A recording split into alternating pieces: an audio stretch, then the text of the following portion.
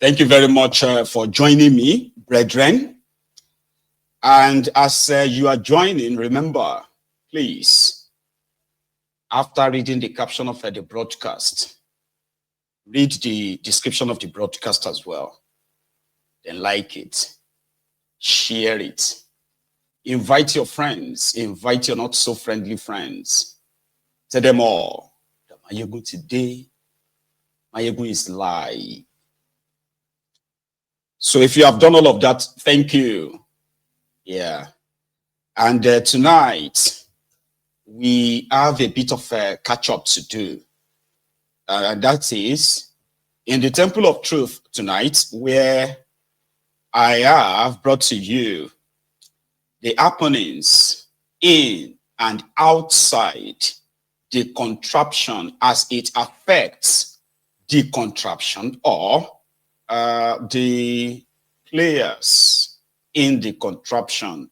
So we are talking about Nigeria, ladies and gentlemen. Okay. So yesterday we were supposed to have our Sunday sermon, but we missed that. So we kind of can convert this to Sunday sermon. And this is also just to say hello to those of you who joined Mayegun's Diary Political in the last week. Okay, because we noticed, especially on YouTube. Okay, so we had about 400 or 500 of you recently joined. So if you are watching this broadcast live like this, or even if you're watching a replay, so I want to say this to you. I don't know what attracts you to this platform somehow, right? But you are here, but there's something you need to know, okay? Mayegun's Diary Political is not that, politically correct, friendly platform. Do you understand? So we are not just talking about the happenings in the contraption. We also prefer solutions. It's just that most of our solutions aren't. They are not really acceptable to the one Nigeria needs, unfortunately. But like I said, we are not just exposing what is going on in that contraption, analyzing them to viewers like yourself to understand how the actions and inactions of those who are saddled with the responsibility of taking or of running a country like that, because their actions and their inactions actually affect millions of people positively or negatively. In this case, their horrible actions and inactions as well have cost lives. So on Mayegun's Diary Political, we ensure that when all these infractions are committed, right, we name the names, we mention those behind it. And that simply means that if you, as a new entrant, I don't know if you are a convert yet or not, okay? If somebody like yourself keep telling yourself that, Nigeria will work, the problem of Nigeria is this or that, and because of that, right, you have your own selected preferences, because on this platform, we kind of have researched and confirmed that Nigerians, right, do not, I use Nigerians, that would be some of you, do not really hate corruption, right, or oppression. What most really don't appreciate is if they are not the ones benefiting from that corruption. Therefore, they see themselves in some of these characters. So to make themselves feel better, they've told themselves that they are all the same. They don't deserve any form of dignity, respect from those who are supposed to be serving them. Therefore, so the availables, right? The horrible ones that they believe that are available, so they can make preferences from them by, my own criminals are better than your own criminals. So it's you have your preferences among those rogues, by the way, right?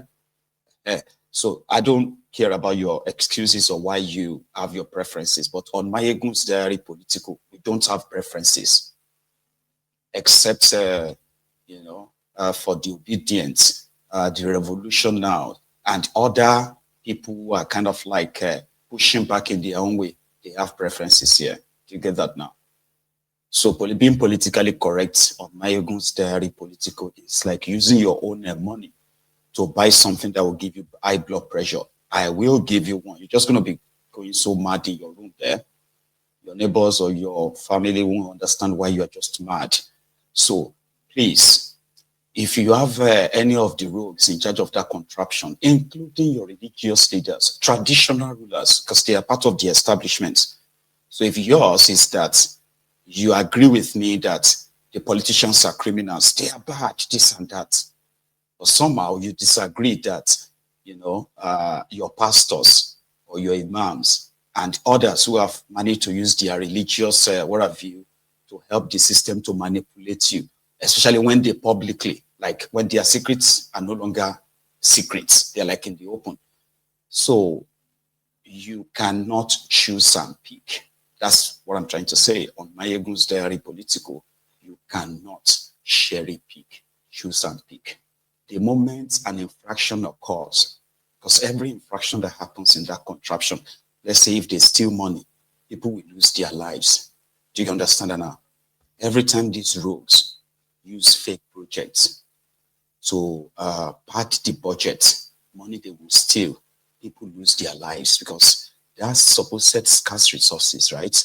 If it is judiciously used, okay, you would have enough money to run your healthcare, your education system, your security system, your what have you. Like you can actually direct those money for judicious use. The money these guys are stealing. And because those things are not provided, or wherever they were, I mean, they are provided, they are mostly substandard.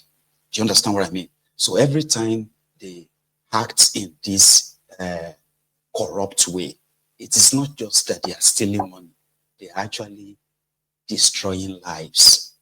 And that's why when you see your criminal pastors, your pastorpreneurs, the pulpit bandits, all right, when they begin to tell you that pray for your leaders, they are involved. The moment you are supposed to actually go and face them, that will be the time they always have prophecies for you. Because, I mean, they say to you that you are going to go to America before the end of 2025. If anyone calls you to go and face the government to fight the injustice in the land or to fight for good governance and all of that, are you going to go? Majority of you won't go because they've seen a vision that you are going to America before the end of this year. So that is why on Mayegun's Diary Political, we don't have preferences. And I advise you that joins us soon. Okay, please. It's for your own good, though. Mind you, you can also disagree with Mayegun very well, but you just have to do it in such a way that it's not going to be coming from the position of pain. Because I can be very petty too. Seriously, I can be. I'm talking about being petty enough that I've had people reported me to those they suspected to be closer to me. Right? They reported me to them that I could still deliver my message without being insulting. And I'm like, guy, I do that intentionally. I actually want people to understand the consequences of their decisions, including those of you who somehow feels like all of these things won't affect you because somehow you are in a privileged position right now. You are living abroad, or even you have some money in Nigeria, right? So you are privileged, and therefore, people shouldn't. So on Mayegun's Diary Political, we will let you understand that it is turn by turn Nigeria Limited. It's going to still touch you. And until it touches you, right, that moment where you are living in denial, that moment you are demanding for respect or demanding respect for criminals who are destroying lives, yeah? I can get you mad for no reason. I mean, imagine you are seated there right now. I'm talking to especially the Ronukus right now, the Ronu Nazis, all right? The Lagos Abobakus, the Oshogbu Alimajiris, the crumb eaters, the crumb chasers, the ass lickers, the all risers, the Agbadorians, the bat idiots, the bad stabs. They still watches me, like they still have to turn on their TV, turn on their phones or other devices to watch me, so I can be very petty because of them. So I am always very intentional. And I do say, you can only get mad, right? You can only get angry with what I say simply because you are a closet supporter of who I am talking about, because I'm not talking about you. You get that now? Like, let's say I'm talking about Kolu now or Tinubu. Do you get that now? So that is not you. But I have a way I can make you get so mad that even if you are pretending that you are not APC, a closet APC sewage dweller, right? Or an Abrodian Ronuku, or have you, like you are pretending that you are not. Some of you will use your religion. Some of you will use your tribe. It's the reason why you are speaking up in defense of Tinubu. I don't even like Tinubu. I don't even like APC. But you are insulting Yoruba. Nalayo, na closet Ronuku. Those are the ones that somehow they won't publicly show it, because it's a shameful thing that the region that has the pride of producing, among others, the most educated people in Nigeria, group that produce one of the highest educated people in Nigeria, right? The group called the Omoluabis, the Yorubas, that in this world and day and time, that you will see any Yoruba Omoluabi at all, right? Defend somebody who forged certificates, somebody who went to a school before they even graduated from a school, before they even established the school in Yoruba land. It's unbelievable, right? That Yorubas, is that possible? Like a drug baron with all the evidence available, Yorubas, how is that possible? You see, it's a shameful thing. So there are some people who are still pretending to have shame. They know they are shameless too. So I have a way of getting them angry, and then they will speak out. I say, nobody will beat you. You don't need to pretend. You are a Ronuku. Now you I'm talking to, so I can be petty. Just so you know, I'm saying all of these to those of you who are the new members of the Temple of Truth. People have subscribed to follow me because, man, this guy is good. Man, I like this guy. Man, this guy is my own kind of guy. That will be today. Then tomorrow, I'm talking about somebody else or some other people else. And around that time on the list, somebody they like or respect. Codedly. Then you begin to say, man, I need to unfollow this guy. So people have unfollowed me in anger. But one thing is that everybody will always agree with the truth. That when he's saying the truth, I just don't like how he's saying it. Having said all of that, I can now welcome you to the Temple of Truth, the Temple of Uncomfortable Truth. So we are going to go to where an embarrassment happened. But to cover it up, the Ronukus, the Ronu Nazis, the Ronu bandits, the Lagos Abubakus, the bad idiots, the bad starts. They started pushing the agenda of where is Peter Obi. The Peter Obi, Ashiwaju don't shake hope. Like they were pushing all of that. It was like something like Peter Obi will be your president, right? So why are they so? I didn't know that it was the first son of the Federal Republic of Nigeria. Seyi Tinubu. As usual, that nobody really knows is, his official role in his father's illegitimate regime. Don't get me wrong, like it won't be the first time somebody who is the president of somewhere would appoint their children in official capacity. You know, in America, right, they have what they call the clearance. So security clearance. When you have a government, a real government, not the cartel government of the drug dealer you have in that contraption. No. There are some certain states, sort of like information, right, that cannot be accessed by some certain, people, even within the military and what have you, that they are clearance. They will say, this particular meeting, you are not cleared to be part of that. In the diplomatic world as well, because if you have to, as a president of a country, right, you're going to be meeting other, other leaders from other parts of the world who are going to be discussing the economy, defense, name it. So if you want your son, right, to be sitting where you have these world leaders, right, all you have to do is to give him a clearance and give me a portfolio. Yeah, you can even create a portfolio for him. That people may grumble. Of course, people will still grumble. But that seems like something that would make sense than what you have in that Nigeria. It was said that Pope Leo the 14th invited, dignitaries and all of them for his own inauguration.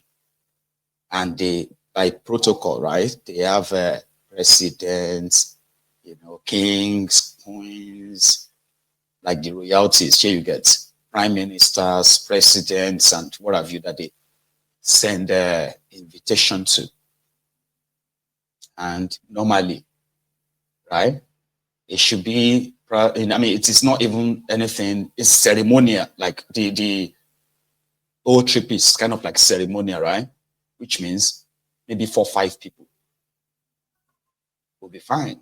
But no, Kalu had to pack the entire asshole rock, including Onofunuga, to Rome and Seyi. So what then happened? It was time for the ceremony proper. That time when they're going to do their expirations, like that, right? And then dignitaries, they say they have like about 3-4 entrances into the Vatican. So Kalu and other leaders, they are on the queue. But guess what? His security, maybe expectedly, his securities were with him. And leading that security, or leading behind his father, was Seyi. Anyway, he kind of tried to break a protocol until a security guard was like, Alayewa RCCG Koleleyo, maybe RCCG Holy Ghost night. Goodbye.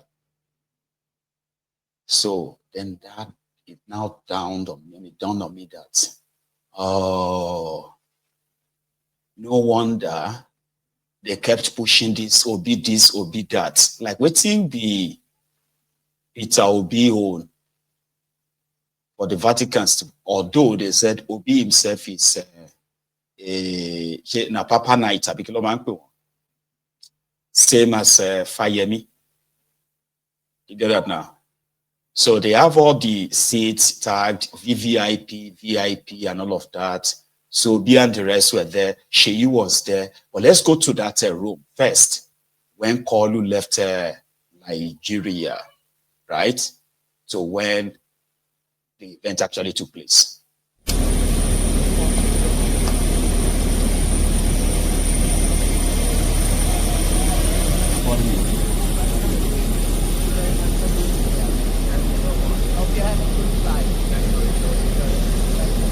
Can go.